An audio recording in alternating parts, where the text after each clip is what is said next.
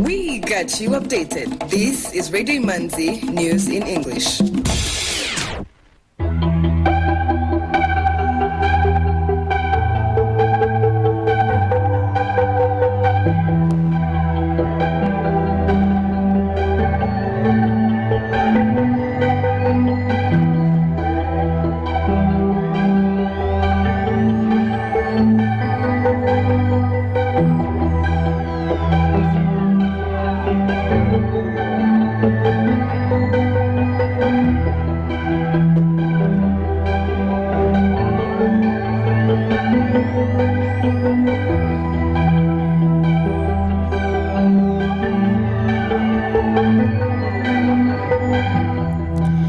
You are tuned to Radio Imanzi, broadcasting from Kigali. Here is the news in English, brought to you by Fiona Umukanwa. The headlines. President Paul Kagame has called for collective efforts to tackle inequalities seen in digital transformation. A report released by the Global Network Against a Food Crisis on the global food shortage in 2022 shows that more than 193 million people in 53 countries had lost their food supplies by the end of 2021. The British Prime Minister Boris Johnson will face a Conservative Party confidence vote this evening.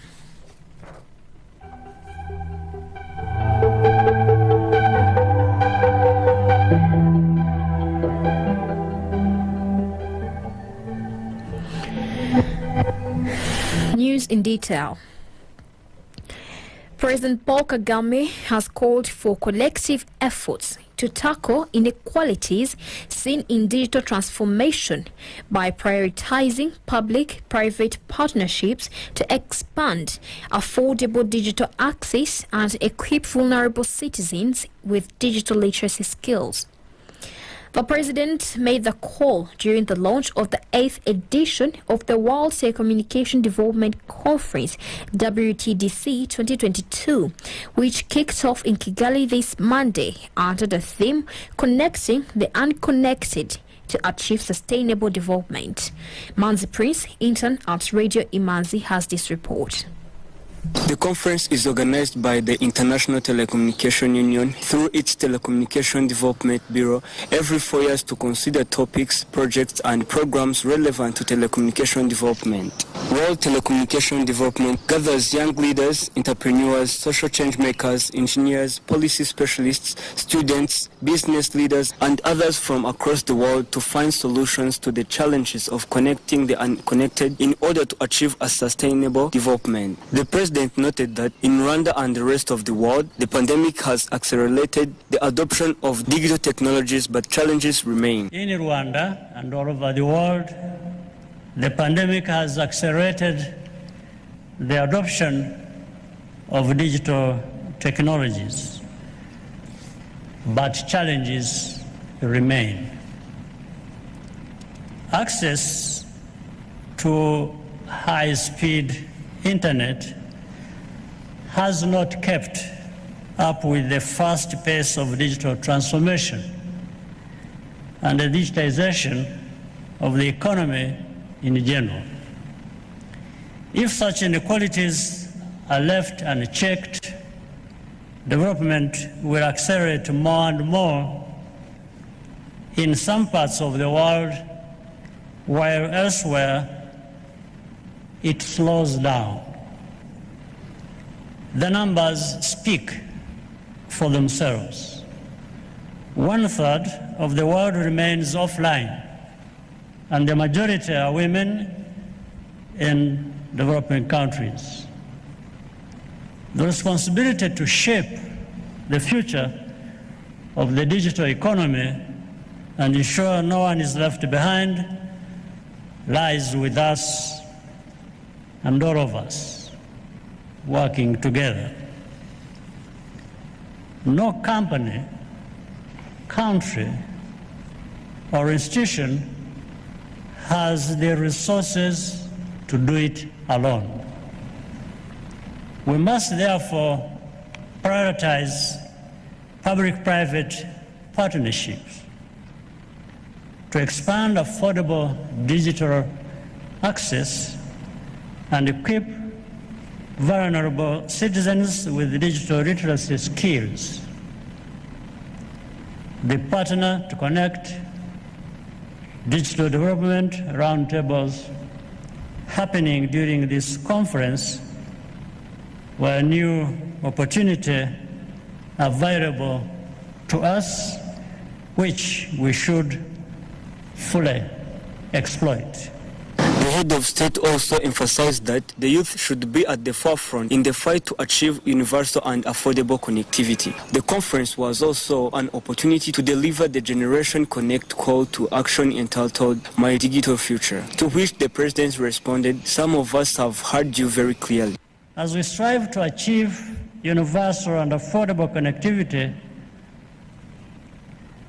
youth should be at the forefront.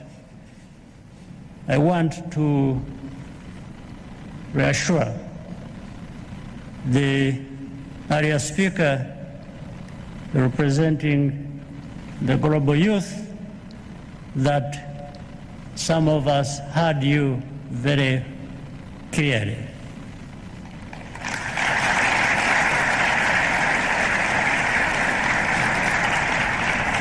Young people are already the most connected members of society.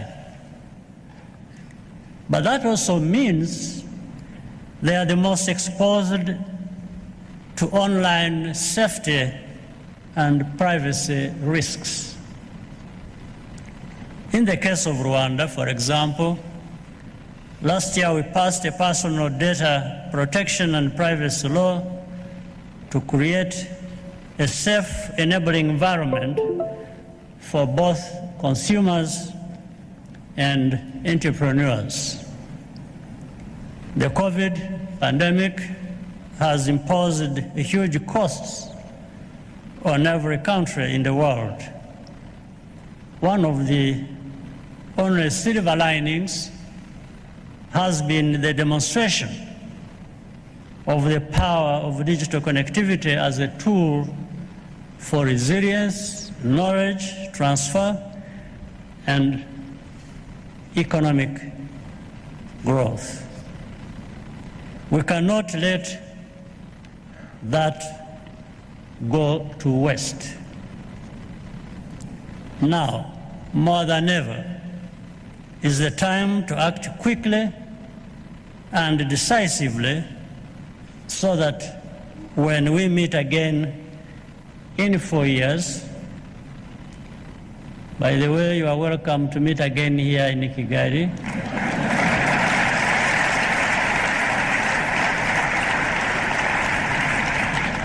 We will have exceeded our expectations. The WTDC will also feature the Partner to Connect Digital Development Roundtable, an open global event spanning over 3 days from June 7th to 9th. Through the roundtable, participants will be informed about the needs, commitments, and resources available from each stakeholder to bridge the digital divide and be able to forge new partnerships for universal, meaningful connectivity. Rwanda has been welcomed as member state of the International Vaccine Institute, an organization that aims to discover, develop, and deliver safe, effective, and affordable vaccines for global health. It was marked by the hoisting of the Rwandan flag by Yasmin D. Amrisoud, the Rwandan ambassador to the Republic of Korea, followed by a hybrid accession ceremony. In his remarks, Dr. Daniel Ngamije, Minister of Health, explained that the application to join RVI was based on the shared aspiration towards the Institute's mission. Rwanda joined 38 other countries and the World Health Organization as member states of IVI. Dr. Leon Mutesa, director of the Center for Human Genetics at the University of Rwanda, is a representative of Rwanda, currently holding a seat on IVI's Board of Trustees, representing Rwanda and the interests of IVI's non-funding member states. A report released by the Global Network Against a Food Crisis on the global food shortage in 2022 shows that more than 193 million people in 53 countries had lost their food supplies by the end of 2021, and if no action taken, the number will increase by 40 million people. Some farmers and agricultural dealers across the country acknowledge that there is no food shortage in Rwanda because the government has made efforts to develop agriculture. Manzi Prince with this report. Some Rwandans and foreigners who work day by day with farmers across the country believe that despite rising food prices, there is no shortage of food in Rwanda. Norman Mugisha and Walter Island both agree that Rwanda is in a well position compared to other countries in terms of food security. We don't have the issue of food security in Rwanda because for me I work directly with the farmers, so you find like most of the farmers have been getting support even from the government and other different organizations that are helping them to improve their productivity and also improve the quality of the produce they are having, which has also contributed to food supply in the country, ensure that everyone has access to that food. And also there has been an involvement of young people into agriculture, and so that increases also the level of production and productivity of the food in the country. Food security, as it seemed, since my stay here in Rwanda, it seems to be quite adequate. We've not had any problems with the local crops being supplied to us, so that's a very good thing. I want to be and say very appreciative to the government of Rwanda, who has been very diligent in supplying the small farmers with the necessary funding and technical assistance that they will need in order to produce bunker crops. The report shows that there was no food shortage in Rwanda last year, and the country is expected to remain stable in terms of food security even this year. According to the Ministry of Finance and Economic Planning, in the year 2021-2022, the agriculture sector output increased by 60%, and in this year, the productivity rate is expected to reach 4%. In order to continue promoting the use of fertilizer and to support farmers in accessing it, the government of Rwanda has increased the budget meant for this matter from 5 billion Rwandan francs in 2018-2019 to more than 13 billion Rwandan francs in the year 2021-2022. Among the countries that the reports say were hit by famine and still have high probability of their citizens starving if nothing is done include the DRC, Kenya, South Sudan, Somalia, Ethiopia, among others. Last year, conflicts and wars led more than 139 million people in 24 countries into famine. Climate change caused famine to more than 23 million people in 8 countries, and economic downturn caused by the COVID-19 pandemic left more than 30 million people in 21 countries starving, all which has laid a profound effect on more than 1 million children under the age of 5 years currently stunting.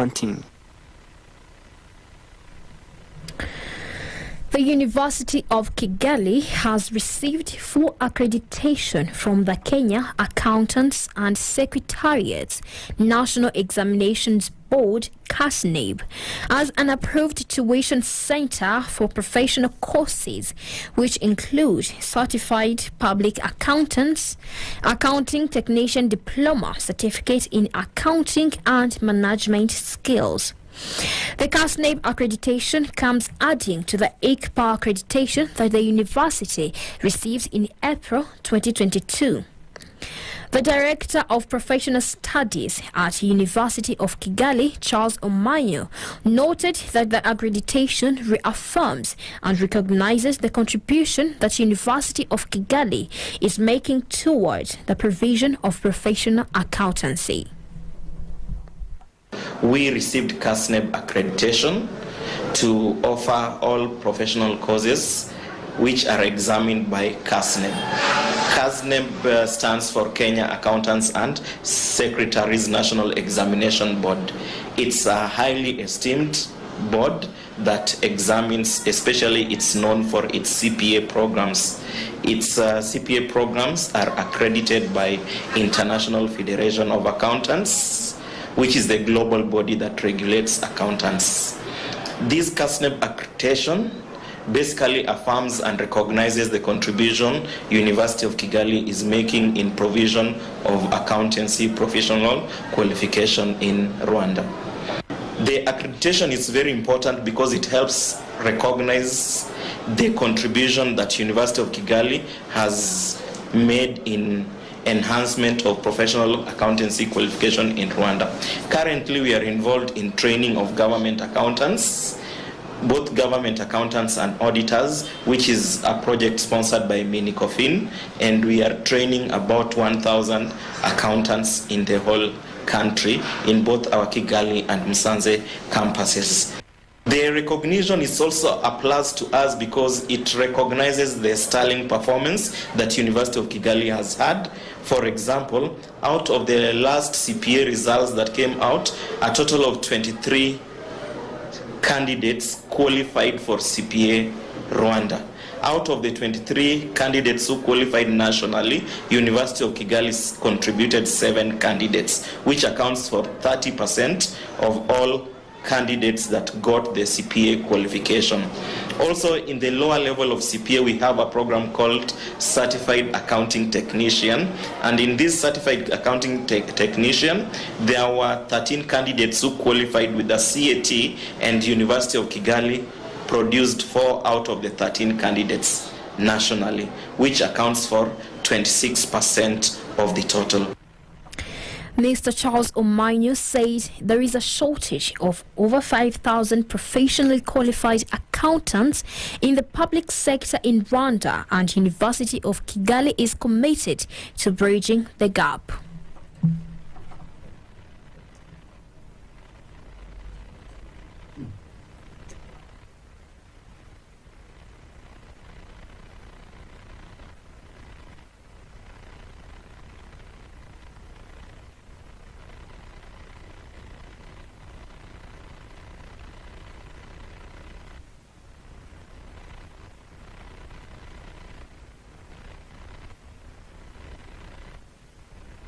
We received CASNEB accreditation to offer all professional courses which are examined. The demand for professional accountants, it's very high. In the public sector, the demand is over 5,000 certified accountants. Certified means you have gone through the entire CPA program and you have qualified and you have registered as a member. So in the public sector, we have over 5,000 certified public accountants who are needed, and currently we have slightly less than 1,000 who have qualified in both CPA Rwanda and CPA Kenya. So we are far much below the demand. What we are providing in the market, there is a huge gap, and we are here to help fill this deficit. In order to bridge the gap, it will take some time. Maybe it will take us around approximately 5 years to be in a position to fill this gap, because averagely in a year we graduate about 50 per intake. In a year it becomes 100. So if averagely we graduate between 100 and 200 students in a year, you can see the number of years it can take us to fill this gap. But we believe that with more accreditations, more professional bodies accrediting us, we'll soon be in a position to bridge this deficit that is there. According to Chiza Mulindwa Hilary, the coordinator of professional programs at the University of Kigali is the first institution in Rwanda to be accredited by CASNEB. Some items of international news on Radio Imanzi.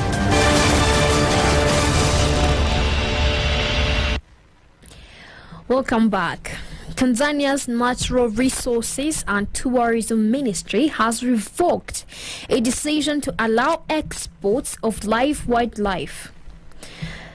The move came after the Tanzanian Wildlife Authority said it would lift a 2016 ban on exports of wild animals.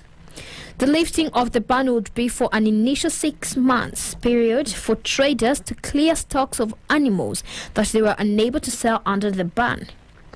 However, the move triggered an uproar, with many locals criticizing the decision and calling for a review. Tourism Minister Pindi Chana backpedaled, saying there will be no exporting to live animals as they consult further and until the government decides otherwise. NGO Worldwide Fund cautioned that easing the ban should not undo gains made in protecting wildlife amid fears it could trigger poaching, which has declined in recent years. Kenyan politician Raila Odinga has announced that he has chosen the country's Iron Lady, Martha Karua, to serve as his running mate in the presidential election due in August. She earned the moniker Iron Lady as she rose through the male-dominated ranks of Kenyan politicians. Karua said she was deeply honored to accept the nomination, describing it as a moment for the women of Kenya. If the pair were to win the high-stakes polls, Karua, a lawyer and former justice minister, would become Kenya's first female deputy president. Ethiopia's central bank has warned citizens not to engage in illegal transactions in digital currencies. The National Bank of Ethiopia said digital currencies like cryptocurrencies and bitcoins haven't been recognized by the bank as transactional and payment methods. The central bank warned that digital currencies are being used to conduct informal financial transactions and money laundering schemes in Ethiopia. The bank called on the public to refrain from trading in digital currencies and to report to authorities when they see such illegal transactions. The authorities and witnesses in Nigeria say the gunmen who killed 50 people at a Catholic church in northwestern Nigeria opened fire on worshippers both inside and outside the building in a coordinated attack before escaping the scene. Although Nigerian security forces have not yet identified who carried out the attack on St. Francis Church in the town of Owo in relatively peaceful Ondo State, analysts suggested they came from elsewhere in the West African nation, which is plagued by violence from various armed groups, kidnappers and extremists. No one has claimed responsibility for the church killings in which children were among the dead and the gunmen used some kind of explosives. Scores of people were wounded, although an exact number has not yet been released by the hospital workers. The British Prime Minister Boris Johnson will face a Conservative Party confidence vote this evening on his leadership after 54 of his Tory Member of Parliament triggered a contest following a string of scandals. Graham Brady, chair of the 1922 Committee or Conservative Backbench Member of Parliament, said the threshold of 15% of the parliamentary party seeking a vote of confidence in the leader of the Conservative Party has been exceeded. In accordance with the rules, a ballot will be held between 6 and 20 p.m. today. According to a Downing Street spokesperson, a Conservative Party confidence vote in Mr. Johnson is a chance to draw a line and move on. The Prime Minister welcomes the opportunity to make his case to Member of Parliament and will remind them that when they are united and focused on the issues that matter to voters, there is no more formidable political force. Economic news is a regular feature on Radio Imanzi. The Rwanda Stock Exchange Market Report of today. The trading session recorded a total turnover of 287,700,000 Rwandan francs worth of bonds traded in one deal on the fixed income market, while the equities market remained quiet. Bralirwa closed the counter at 160 Rwandan francs, Bank of Kigali at 261, I&M Bank at 43 Rwandan francs, Simedkwa at 120 Rwandan francs, M10 Rwanda at 178, Equity Bank at 440, Kenya Commercial Bank at 370, National Media Group at 1,200, Uchumi Supermarket at 104 Rwandan francs, and RH Buffalo closed the counter at 526 Rwandan francs as the market closed. Now the currency market review. The Kenyan shilling buying price was 8.6 Rwandan francs and the selling price was 8.8. Tanzanian shilling buying price was 0.43 and the selling price was 0.44. Ugandan shilling buying price was 0.27 and the selling price was 0.276. Burundian franc buying price was 0.49 and the selling price was 0.5. The US dollar buying price was 1,012 and the selling price was 1,032. The British pound buying price was 1,265 and the selling price was 1,291. The euro buying price was 1,086 Rwandan francs and the selling price was 1,108 Rwandan francs. With that, we come to the end of tonight's edition.